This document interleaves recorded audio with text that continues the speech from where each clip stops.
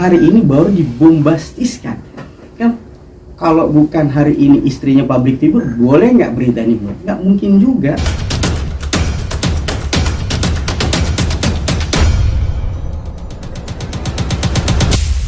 Atas nama Agasar Law Firm, saya Irfan Agasar, rekan saya Pak Supriyadi Esa dan Pak Gradi Nutakin, dalam hal ini sebagai kuasa hukum dari Bapak Tiko Pradipta Aryawardana. Jadi menanggapi hari ini kita ingin menyampaikan berkaitan dengan pemberitaan media yang kemungkinan kemarin ini sangat viral sekali ya. Di media berkaitan adanya kasus penipuan atau penggelapan yang menimpa ya klien kami, dalam hal ini Bapak Tiko, yang dilaporkan oleh saudari Arina Winarta ya, sebagai pelapor di Polres Metro Jakarta Selatan. Saudara-saudara ketahui, rekan-rekan media sekalian, bahwa kasusnya menurut informasi sudah naik dalam tahap sidik ya, dan kita juga coba untuk memflashback bahwa laporan polisi ini terjadi di tahun 2022. Sudah ada sprint lead 3 kali ya, sampai pada akhirnya naik ke tahapan sidik. Nah, kita kembali ke dalam proses kasusnya. Kenapa sampai timbul dugaan penggelapan dan penipuan? Kalau kita lihat di laporan, sebenarnya tidak ada penipuan di laporannya. Yang ada adalah penggelapan dalam jabatan 374. Tapi yang viral adalah Tiko atau klien kami ini melakukan penipuan, sehingga framingnya terlalu liar gitu loh. Sehingga kami mencoba untuk memberikan klarifikasi terhadap pemberitaan yang kemarin sempat viral. Jadi saya tegaskan bahwa yang bersangkutan melaporkan khusus pasal tunggal 374. Nanti diklarifikasi mungkin ke pihak kepolisian, dan pihak kepolisian juga baik dari sisi laporan dugaan adanya penggelapan atau penipuan yang dikatakan oleh pelapor 6,9 miliar, klarifikasi dari polisi menyatakan tidak sampai segitu. Jadi angkanya saja ini confuse antara pelaporan dengan sisi polisi. Tetapi ada hal yang penting saudara-saudara sekalian, rekan-rekan media, yang perlu diketahui bahwa kasus ini bermula dari persoalan perusahaan yang dibentuk secara keluarga. Jadi ada satu PT namanya PT Arjuna ya, Adva Yasanjaya, ini ada 3 pemegang saham. 75% dikuasai oleh pelapor HW, 20% dikuasai oleh Bapak Tiko klien kita, dan 5% ayahanda dari AW gitu. Jadi total 100%. Jadi investasi dalam bentuk usaha berbeda halnya dengan investasi kita di bank ya. Kalau kita investasi di bank, uang kita kalau dalam bentuk deposito pasti akan bertambah karena ada bunga dan ini.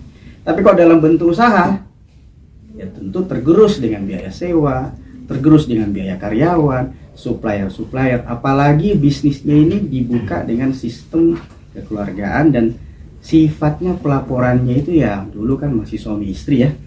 Jadi cenderung diselesaikan, dibicarakan di rumah, tempat dinner, sambil jalan, dan itu semua terkonfirmasi baik lisan maupun tertulis. Kalau yang bersangkutan menjabat sebagai komisaris, seharusnya kalau terjadi permasalahan terhadap perusahaan tersebut, sebagai komisaris nih, saya harus menanyakan kepada direksi, dalam hal ini Tiko, walaupun suaminya pada saat itu, bagaimana perusahaan, lancar atau tidak, rugi atau tidak. Jangan hanya mau untung nggak mau rugi nih, ya kan?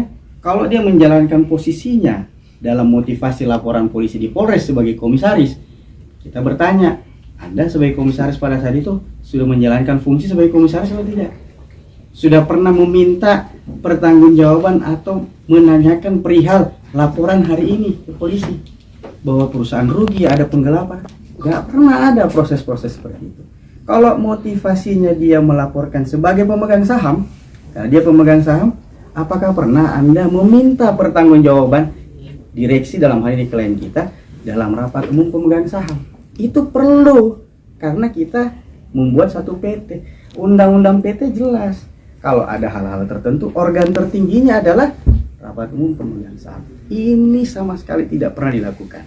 Tiba-tiba ujuk-ujuk ada laporan polisi. Ada lagi yang ketiga, menurut dugaan kita ini, motivasinya mungkin ya persoalan rumah tangga yang belum tuntas, ya. Harusnya kan bisa selesai sebelum bercerai, ya. Tapi tidak selesai, ya. Ya saya bisa mengatakan dugaannya ini ya, tanda kutip ya, gagal move on lah ya. Ya orang melihat pilihan Mas Tiko sudah bahagia dengan pilihannya, terus dibombardir dengan pemberitaan seperti ini 2 tahun setelah laporan polisi. Ini juga kan ya subjektivitas bagi kami, dugaan kami ya, motivasi yang kami jelaskan sebagai pemegang saham tidak kena, sebagai komisaris juga tidak kena. Ya mungkin motivasi yang ketiga ini gitu loh, ya kan, persoalan pribadi yang belum tuntas gitu loh, yang seharusnya diselesaikan secara baik-baik. Tidak perlu seperti ini. Karena kami melihat kalau laporan auditnya saja bombastis 6,9 miliar, kemudian dibantah sendiri oleh penyidik tidak sangka segitu. Kira-kira bagaimana pendapat rekan-rekan media? Ya kan? Kami juga punya nih upaya untuk melindungi nama baik dan keluarga klien kami. Apalagi keluarga klien kami adalah public figure. Sangat dirugikan. Kami juga akan mencadangkan upaya-upaya hukum, bukan hanya perdata, baik juga pidana. Bagi pihak-pihak yang dalam laporan polisi ini mencoba memasukkan data-data palsu atau tidak dapat dipertanggungjawabkan atau diduga merekayasa data-data tersebut, di dalam laporan polisi ini kami juga mencadangkan upaya-upaya hukum sesuai peraturan perundang-undangan di negara kita. Itu hak daripada klien kami dan kami akan mencoba untuk mempelajari sampai di mana posisi-posisi kasus ya atas tuduhan-tuduhan klien kami. Mungkin dari itu saya cukup. Tadi kan pihak Tiko akan mengajukan upaya hukum begitu ya. Itu kan rencana kapan? Ya, kita akan lagi mengumpulkan data-data itu berkaitan dengan upaya hukum, kesiapannya, telapornya siapa. Kita lagi susun dengan data-data yang fix benar. Karena pasti ada pihak tertentu yang mensubmit data-data yang tidak benar. Nah itu pasti merugikan dengan kami. Apalagi pemberitaan yang bombastis seperti itu ya, kami akan cadangkan siapapun itu. Karena kami juga punya hak dan kami tidak dilarang untuk melapor. Pasti akan kami lakukan tindakan itu. Mau itu perdata, mau itu pidana, kita lagi rancang itu. Gitu. Bang, terkait temuan aliran dana yang tudingan disebut aliran dana janggal yang dipakai oleh Mas Tiko itu, bagaimana Bang? Yang pertama, yang kedua terkait dengan ini kan kasus sudah naik penyidikan, artinya sudah ditemukan tindak pidana. Nah itu langkah-langkahnya seperti apa, Bang? Ya, jadi kalau yang poin pertama berkaitan dengan adanya aliran dan ini yang kita harus konfirmasi. Apakah Mas Tiko juga pernah dikonfirmasi berkaitan dengan itu? Ya kan? Jangan sampai subjek satu sisi memberikan laporan audit yang tidak pernah terkonfirmasi. Kalau memang ada aliran dana, ya kemana? Jangan sampai aliran dananya ke supplier. Jangan sampai untuk biaya sewa. Jangan sampai untuk gaji karyawan. Ini terkonfirmasi atau tidak oleh audit itu, ya kan? Jangan sampai juga untuk biaya hidup, jangan sampai juga untuk biaya anak sekolah, ya kan? Kalau sekarang itu dipermasalahkan, kenapa dulu nggak dipermasalahkan? Kan suami istri terbuka, rekening saling mengetahui, gitu, ya kan? Itu ya. Nah poin kedua, kenapa penyidikan saat ini? Apa langkah hukum kita? Ya tentu yang pertama sekali kami minta bahwa penyidikan ini tidak serta-merta menuduh Mas Tiko lah sebagai, ini kan belum ada tersangka ya, belum ada, ini masih panjang. Karena kami minta juga langkah-langkah yang akan kami ambil adalah mengajukan gelar perkara terbuka, dan saya pikir rekan-rekan media tahu bagaimana proses gelar perkara dan ekspos perkara yang sering dilakukan baik di Polda Metro maupun Bareskrim gitu.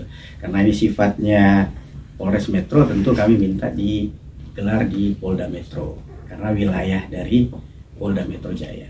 Gitu.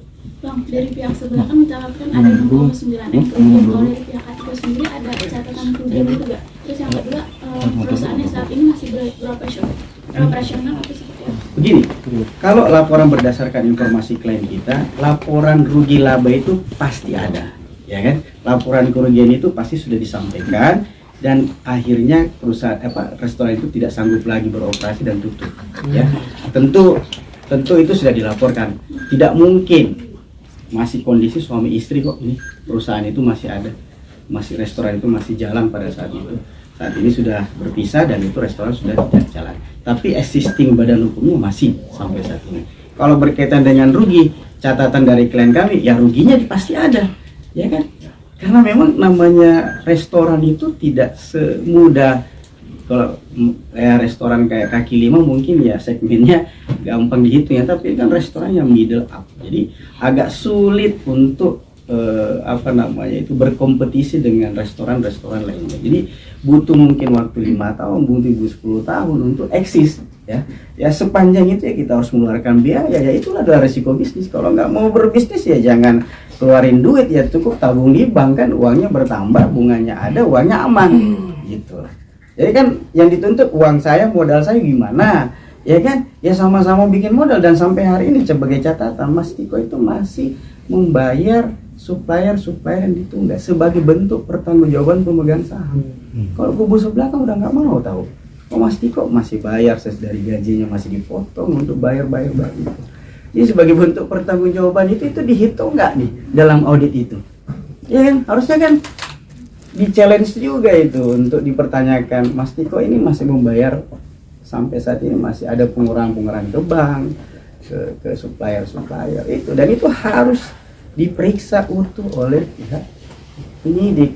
Ya, itu harapan kami, semoga penyidik juga bisa mendengar bahwa harapan kami satu lagi sebagai bahan masukan untuk membuat gelar perkara secara terbuka, biar semua dibuka. Kita malah senang kalau perkara ini juga. Siapa KAP dari sebelah yang mengaudit perusahaan ini, siapa? Kita perlu tahu, karena sampai saat ini kita belum tahu. Padahal kami pemegang saham, padahal kami direksi, ya nggak? Masa ada audit yang tidak diketahui oleh pemegang saham, ada audit yang tidak diketahui oleh direksi, ya kan? Itu. Jadi sekali lagi persoalan ini adalah murni persoalan dalam perusahaan yang belum tuntas karena setelah terjadi perceraian. Jadi kalau sebenarnya dalam prosesnya sudah terjadi perceraian, perusahaan ini sudah tuntas, tutup likuidasi harusnya sudah tidak ada. Kalaupun ada kerugian, harusnya kan ditanggung bersama berapa persentase pemegang saham masing-masing. Kalau untung kan dapat dividen sesuai dengan jumlah saham. Kalau rugi perusahaan itu, ya memang harus bertanggung jawab. Suka nggak suka, harus bertanggung jawab. Jumlah sahamnya berapa, harus bertanggung jawab. Jangan mau untung, nggak mau rugi, nggak bisa. Bikin bisnis nggak bisa bos, ya kan?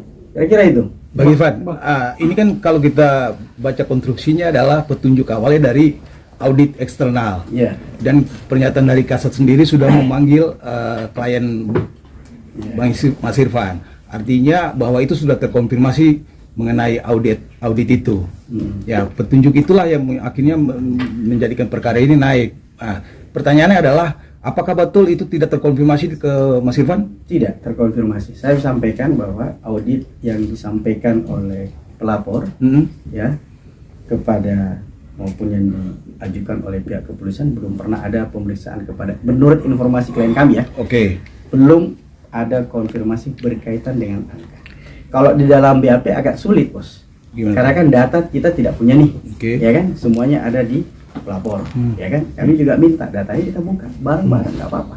Apakah itu ada cap basah dari Tiko, apakah itu hanya semacam Excel laporan biasa? Ini kan juga kalau akuntan itu kan harus mengolah data. Yeah. Apakah ini data mentah atau data yang memang benar dapat variabelnya bisa dipertanggungjawabkan. Dalam proses lidik dikonfirmasi sudah ada pemeriksaan terhadap yang bersangkutan. Tetapi bagi kami, yang kami minta sebagai lawyer hari ini adalah yuk kita ekspos perkara ini ya, karena klien kami ya belum pernah diperiksa oleh akuntan yang dimaksud oleh pelapor.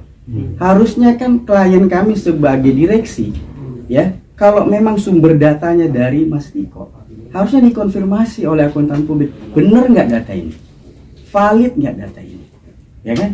Jangan sampai data-data siluman yang muncul ke pelapor, ke akuntan publik, dan itu disajikan seolah-olah ada kerugian. Akuntan itu bekerja mengkonfirmasi data. Ketika data masuk, dia harus konfirmasi kebenarannya. Apalagi ini adalah posisinya klien kami adalah direksi, ya kan? Dia harus, direksi itu kan tidak membuat laporan keuangan sendiri, ada finance yang membuat. Ya, ini harus terkonfirmasi semuanya. Jadi kalau ada dari kubu pelapor mengatakan sudah ada akuntan publik, dasar pelaporannya 6,9 ini, kami mempertanyakan dari mana kantor akuntan publik itu. Kami lagi mau telusuri kantor akuntan publiknya ini. Dari mana data Anda dapatkan? Sumbernya jelas atau tidak? Apakah Anda pernah mengkonfirmasi klien kita bahwa data itu? Kalau seorang komisaris kemudian membuat laporan keuangan, apakah itu bisa dipertanggungjawabkan? Fungsi tugasnya sebagai komisaris tidak seperti itu di perusahaan. Ya kan? Yang membuat operasional itu berjalan adalah direksi. Direksi mempertanggungjawabkan pekerjaannya melalui rapat umum pemegang saham. Komisaris harus mengawasi pekerjaan direksi. Apa itu semua berjalan? Sekarang kan kami dituntut oleh kubu pelapor seolah-olah perusahaan ini harus berjalan profesional. Benar nggak? Ya kan? Ada penggelapan segala macam. Kami juga akan menuntut mana proses-proses yang selama ini harusnya ditegakkan. Rapat umum pemegang saham belum ada. Hak pembelaan seorang direksi itu ada di rapat umum pemegang saham, belum pernah ada. Jadi ini persoalan perusahaan, persoalan yang belum tuntas antara mantan suami dan mantan istri karena bikin perusahaan bersama, ya. Kemudian dibawa ke ranah seolah-olah ini adalah kasus penipuan penggelapan personal.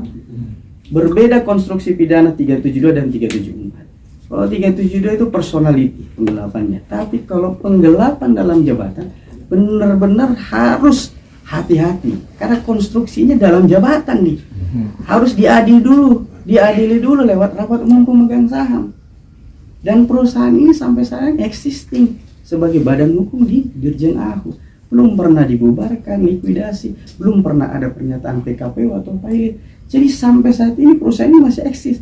Komisarisnya masih pelapor, direksinya masih klien kami, pemegang sahamnya masih mertuanya, mantan mertuanya Mas Tiko gitu loh. Jadi jangan upaya-upaya ini hari ini baru dibombastiskan. Kan kalau bukan hari ini istrinya public figure, boleh nggak berita ini buat? Nggak mungkin juga gitu loh. Benar nggak? Ya kan? Siapa sih Mas Tiko? Ya kan?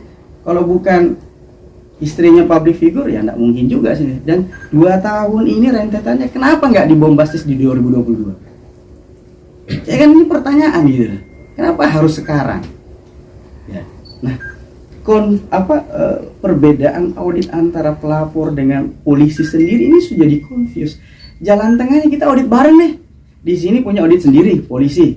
Ya kan juga pertanyaan juga apakah polisi bisa ngaudit gitu lah ya kan? Ya benar nggak? Ya kan?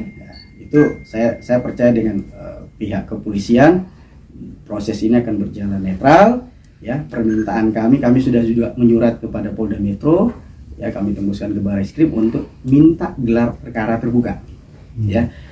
Kita minta proses ini karena sudah diketahui oleh publik, ya, kita menjadi konsumsi publik, jadi kita minta juga pengawasannya dari rekan-rekan media bahwa perkara ini kita jangan sampai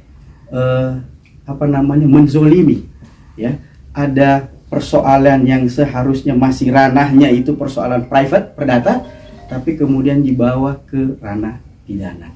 Dan sekali lagi saya berharap kepada teman-teman media untuk mengawal kasus ini, membuka siapa sebenarnya yang beritikat baik dan siapa yang sebenarnya beritikat buruk. Kita mau menyelesaikan perkara ini, kita mau supaya perkara ini terang benderang, tetapi sesuai dengan koridor hukum yang berlaku, hak-hak klien kami juga ada. Kami mencadangkan semua perlindungan terhadap klien kami. Kami minta pihak kepolisian, yuk kita ekspos terbuka. Ekspos dan gelar perkara itu suatu hal yang biasa dalam Mabes Polri atau Polda Metro Jaya apabila memang ada kasus yang memang seperti ini. Dan menurut jurisprudensi, ya, kasus-kasus yang berkaitan dengan 374 kalau tidak ditunjuk audit independen yang ditunjuk oleh masing-masing pihak berdasarkan hasil rapat umum pemegang saham, agak sulit sebenarnya maju karena tindakannya subjektivitas, ya kan? Kalau itu agendanya auditnya berdasarkan keputusan rapat umum pemegang saham, kan itu harus dibayar bersama berapa porsi jumlah saham yang ada di PT itu, kemudian kita bagi bersama, bertanggung jawab, bayar audit independen, itu baru independen. Tapi kalau salah satu pihak yang mengaudit tanpa restu atau persetujuan dari rapat umum pemegang saham, saya pikir itu adalah audit yang bisa kita kesampingkan. Terbukti kan antara polisi dan pelapor sendiri angkanya sudah beda. Nah, kalau sudah beda begitu, yuk kita buka dulu dong. Kita bikin lagi satu audit yang sifatnya betul-betul independen, baik dari sisi polisi yang disetujui, baik dari rapat pemegang saham maupun dari pelapor dan terlapor. Udah, yuk kita duduk bareng-bareng, gitu. Baru kita buka datanya, bisa kita verifikasi apakah memang ada penggunaan dari Mas Tiko, karena pada masa itu ini kan hubungan masih suami istri. Kalau misalnya terdapat uang yang dipakai kemudian untuk biaya hidup, kan kita nggak tahu juga apa itu menjadi pidana. Coba, pertanyaannya kan seperti itu. Uang sekolah anak, uang biaya kehidupan sehari-hari, kemudian bisa tercampur misalnya, kan kita nggak tahu apa itu menjadi pidana.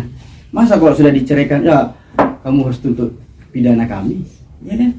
Nggak seperti itu, harusnya bereskan dulu. Ya, Mas Tiko juga agak sulit berkomunikasi selama ini dengan mantan istri karena terjadi blokir. Oh, jadi ketika mau menjelaskan ABCD dan segala macam, ya agak sulit juga, gitu.